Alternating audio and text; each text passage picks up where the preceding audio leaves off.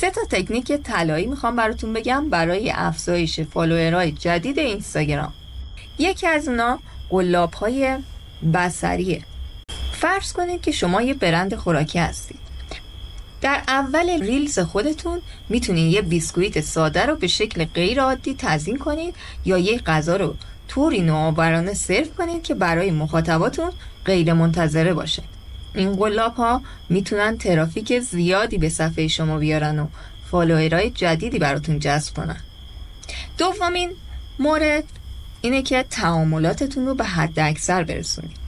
مثلا اگر شما یه صفحه مربوط به آموزش زبان دارید، میتونید در کپشن از مخاطبای خودتون بخواید که یک کلمه یا جمله جدید رو در کامنت ها بنویسن یا نظر خودشون رو درباره یک موضوع خاص بیان کنن.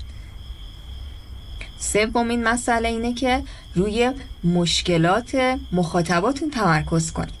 یعنی برای مثال اگر بسیاری از مخاطبای شما مشکل دارن که پستاشون وارد اکسپلور نمیشه، شما میتونید یه ویدیو یا پست آموزشی کوتاه ایجاد کنید که به اونها توضیح بده چطور میتونن این مشکل رو حل کنن. این نوع محتواها معمولا واچ تایم بالایی میگیرن و باعث میشن فالوورهای بیشتری جذب کنید.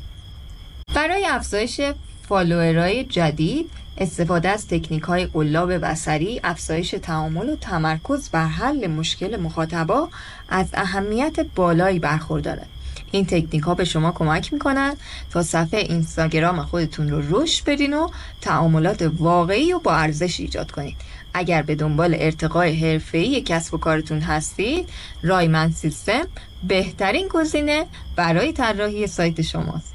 فرصت رو از دست ندین و همین امروز با ما تماس بگیرید.